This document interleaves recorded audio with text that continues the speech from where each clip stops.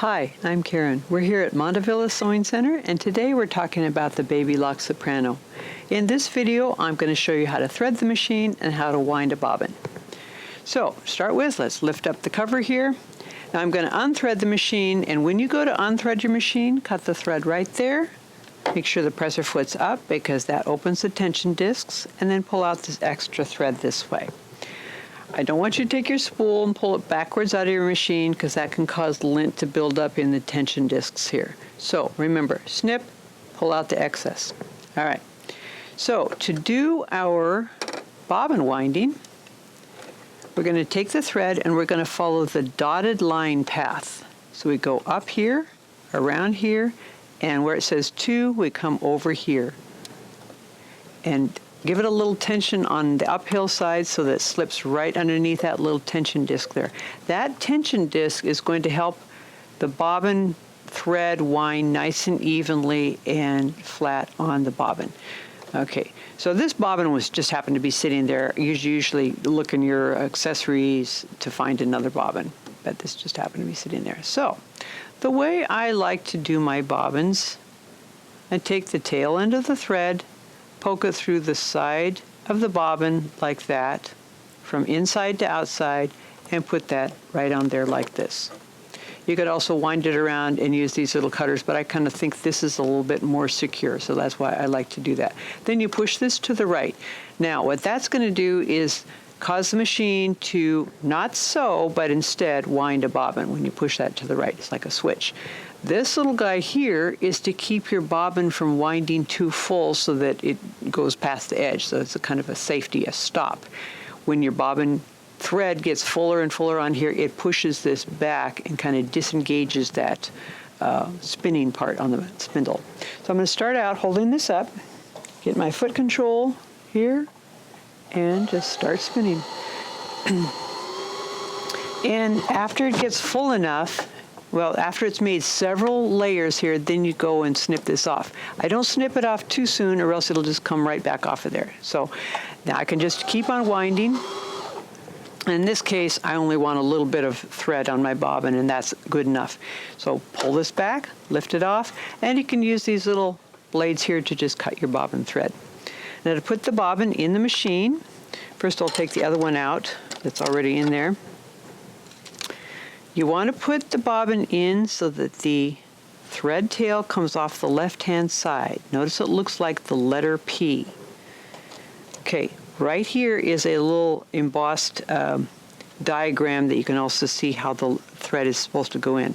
You don't want to put it in like the letter Q because that's going to end up, it's not going to get in the tension discs where it needs to be, the tension area. Your bobbin case has a tension area for the bobbin thread, just like the top thread has tension discs to go through in order to sew a nice even seam. So left-hand side, slide that right down in there. Then we go under this little plastic leaf here, stop it from spinning so you give it a little tension on the thread and pull it towards the back. Now, in doing that, I've caused the thread to sink down into that tension area. Bring it around like this and cut it off. There's a little cutter right in there. You don't need to bring up your thread from the bobbin through the needle plate. You can just start sewing just this way. Now let's put this back on. It goes like that. That part's done. Okay, so let's thread from the top here. And I'm going to show you right from the start here.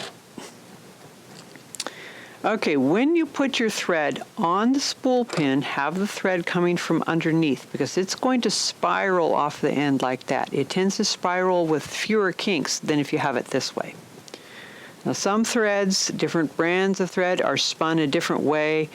You may get more kinks, in which case just turn it around and put it back on. So put that back on there like that. And notice this lifts up for convenience. That's nice. Put the correct size of spool pin. Make sure it fits the spool. It's not too big or too small. You have 3 different sizes of spool caps on here. Now I'm going to back this off just a little bit because these cross-wound spools tend to want to spin a little bit, especially when they start running out of thread. So backing it off just a little bit helps. Now we're going to follow the solid line. So starting with number 1, come this way. Again, make sure your presser foot is up so your tension discs are open. This way. Come around here. Now I'm going to show you what happens if if your presser foot is down. See that little door there? That closed. That's kind of a reminder that you need to make sure you have your presser foot up when you're threading your machine. So I'm going to bring this down to 3, come right around here. If that door was closed, I wouldn't be able to thread that part. I just threaded the take-up lever, which is hidden down inside there, but you can see it's threaded. Come down here to 5, then 6 is this needle bar guide right there. Pull it around like that. And then we're going to do the needle threading. We go up here to 7, which is right there. 8 is your thread cutter right in the back. I've cut off that tail end of thread. 9, right over here, is this lever. Push this down. I've just threaded the needle. Isn't that like magic? I could have done all of that without my reading glasses. Pretty neat, huh? So we've threaded the needle, put the thread under the presser foot like that, and we're ready to sew. That's threading and bobbin winding on the Baby Lock Soprano. I hope you've enjoyed this video. If you have, give us a thumbs up. And if you have comments or questions, you can leave those in the area down below. We have lots of other videos for you to watch here on our Montavilla YouTube channel, so stay tuned. Thanks for watching. Bye.